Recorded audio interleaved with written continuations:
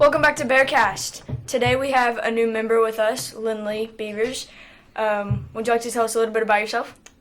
Sure. I'm an 8th grader at Brooklyn, and ask me questions. I don't know. I don't know what to say. What's your favorite hobbies? Dance. Been doing it since I was 3. How many siblings you got?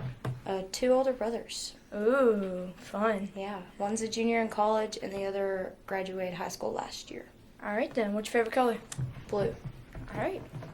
Best color. Lindley will be joining us for the rest of our podcast for now on, and today we actually have a special guest. We have Miss Dillon, our high school East teacher, and she's working on being a counselor, and she's going to answer some questions for us today. Trip, you want to start us out? What's a little bit about yourself? Well, so as she was saying, my name is Miss Dillon, and yes, at this moment I'm the high school East facilitator. I've been doing that for 2 years. I've literally taught in every building on this campus. So kind of figuring out being a counselor and going that direction kind of came from that. But more about myself is that I do have 2 children. She's 9, sorry.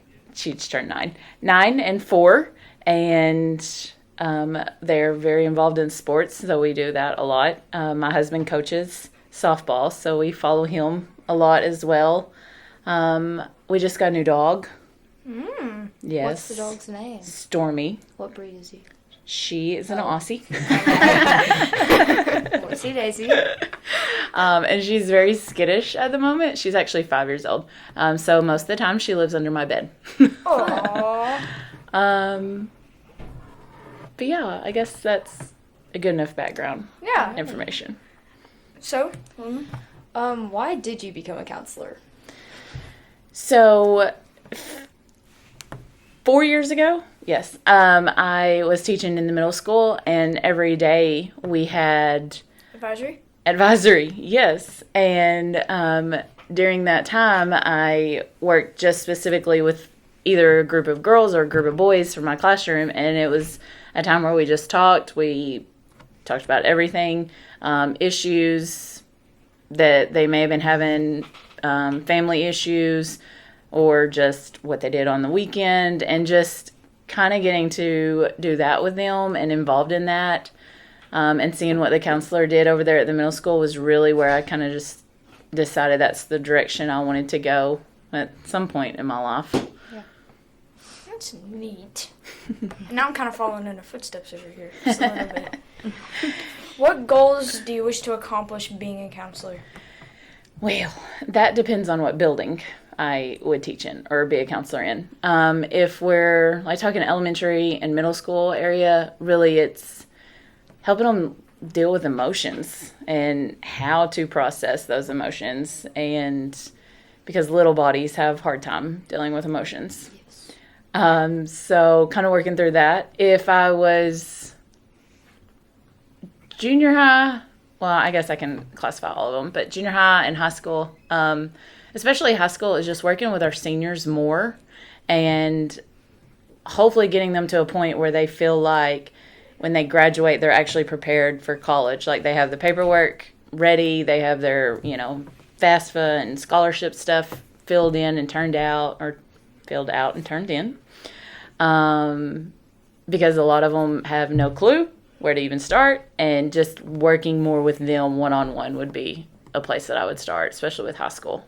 Middle school off the table? No. Really, I don't think, really none of the buildings are off the table.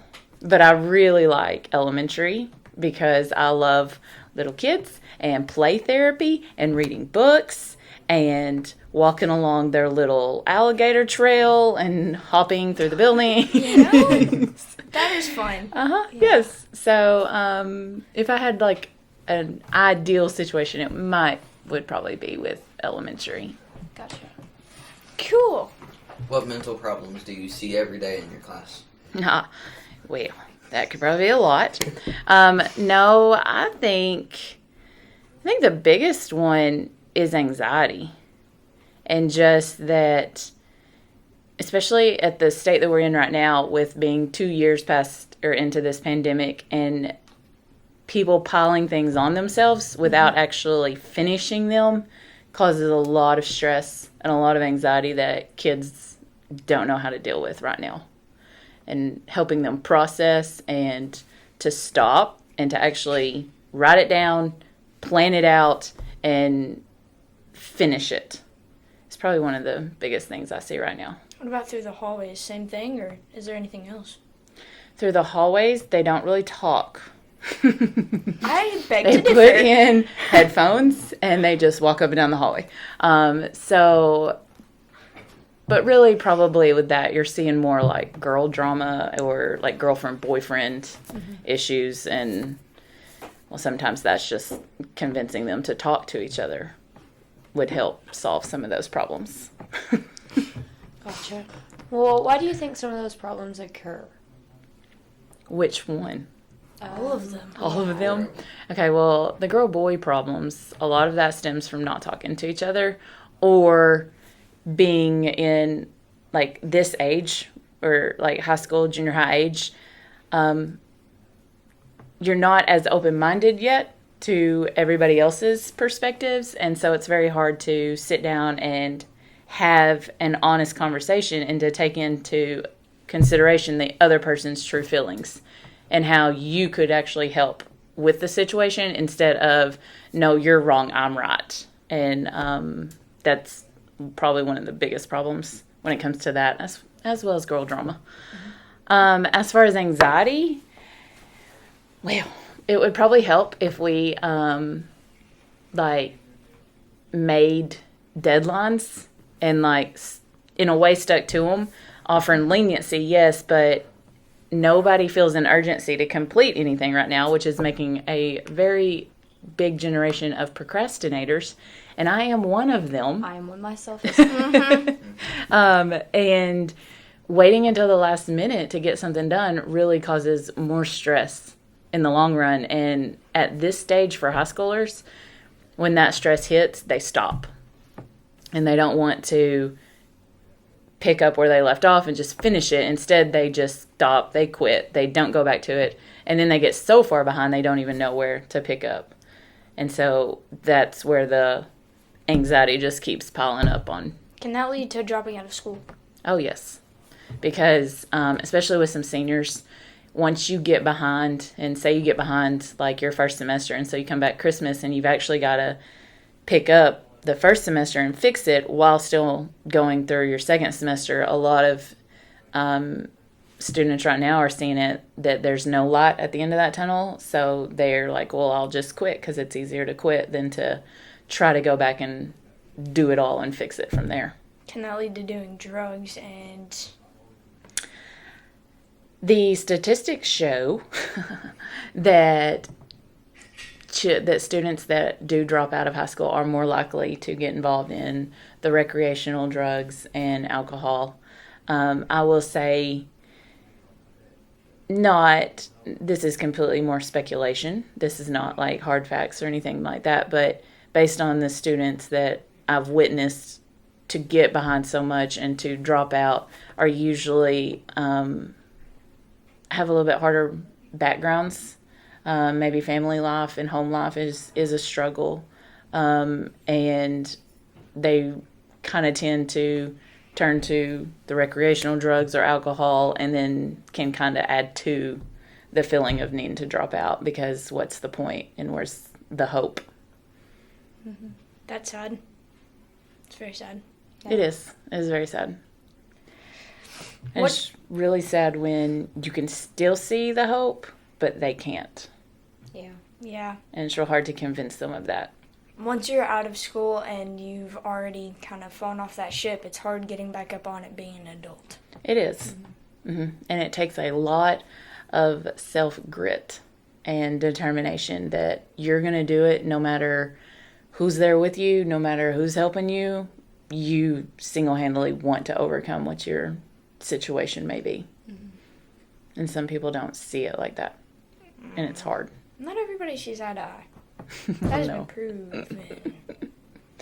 Oh, yeah. That's just human nature. Yeah. What do you say to all the people who are listening who are struggling with something? That there's always help. that you can always find somebody to help you. You just have to be willing to ask, but you also have to be willing to receive. Like the help that they may give you, you have to be open-minded enough to listen and to take into consideration that help. But you're never too far gone, ever. Like there's always a way. You just need sometimes to know where to look. All right, then. That's a lot of information to take in. Yes. There's a lot of information that came out of my mouth. I've been talking to a few counselors over the week, and there's just so much that I don't know how y'all do it. It's just there's so much that you have to take into consideration, emotions and feelings and people you can hurt by doing it and how you can help. I can never. Nope. Well, that's like one of the proposed questions is what do you say to all people who are struggling? There's no one answer. And that's probably one of the harder parts of looking at being a counselor is you have to take everything into consideration. Like, okay, well, what happened 2 years ago that is still contributing to this factor? Or what happened yesterday that you're not telling me about? And, well, how's mom and dad fit into this? And how's your best friend? Like, you have to literally think about the whole picture, not just, this is the problem, what do I do right now? Now, sometimes people will walk in and you'll be like, here's my problem, how do I fix it? And I'm like, oh, that's an easy one. We can do that right here. Like, here's your plan, go do it.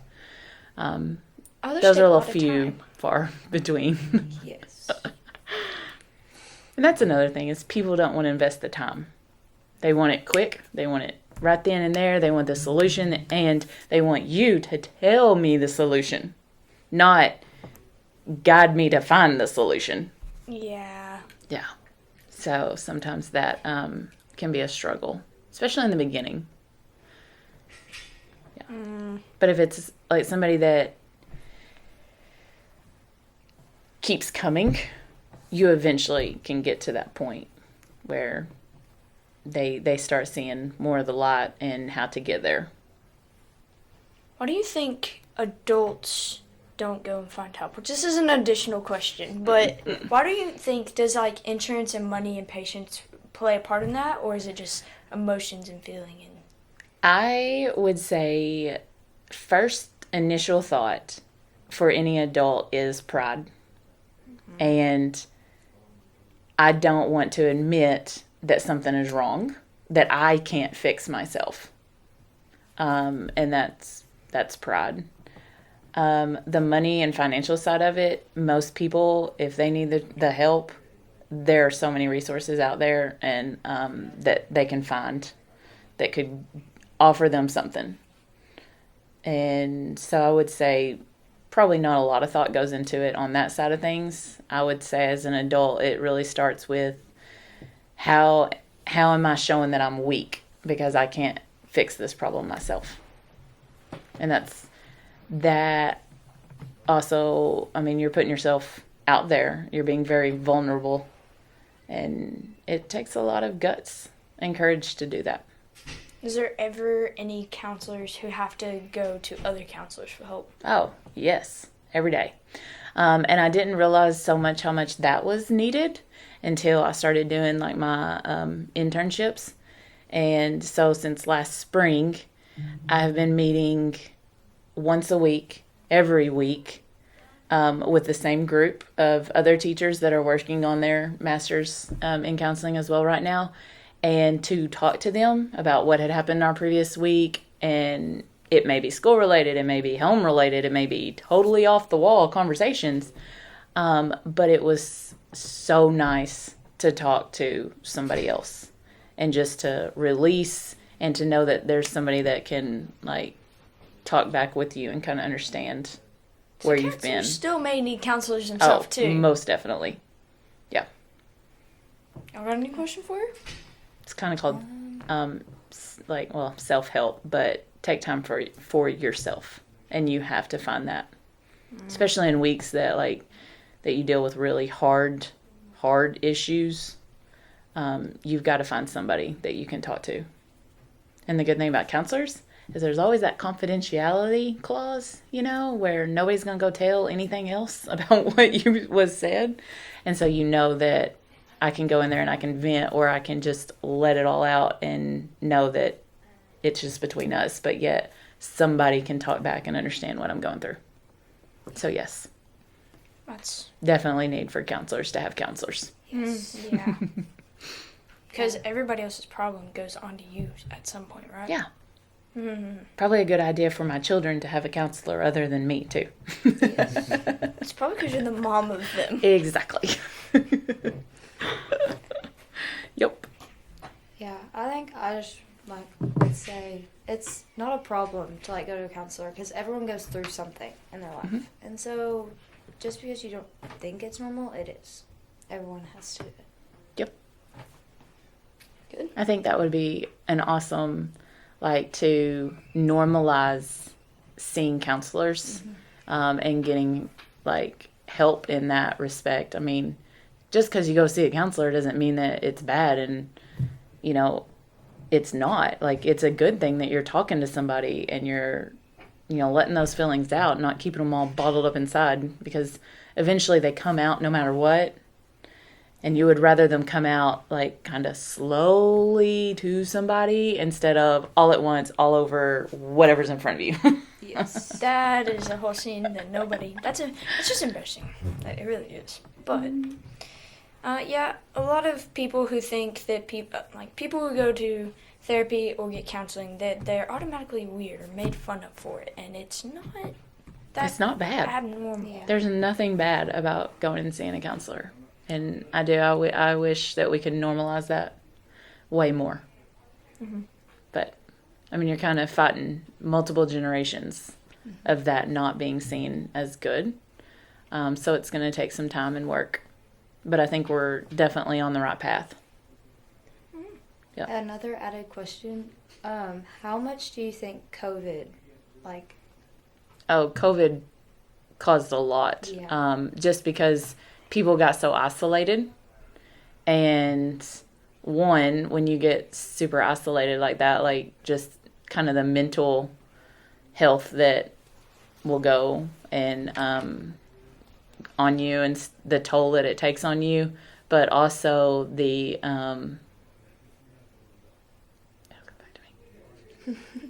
We lost a word. Yep, we lost the word. We lost the whole statement.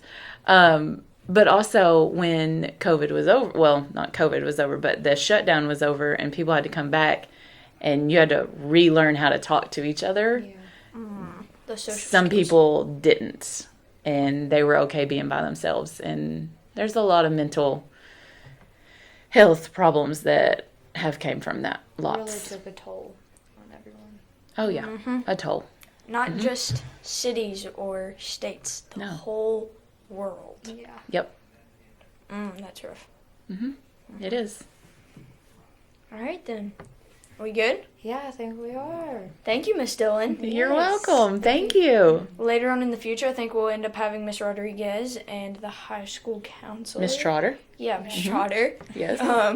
So we will have more people to interview and let y'all talk to. But for now, if y'all have any problems, go talk to Miss Dillon. And if she can't help you, I'm sure she can find someone Direct for you you. to someone. Yeah. Oh, most definitely. So, all right.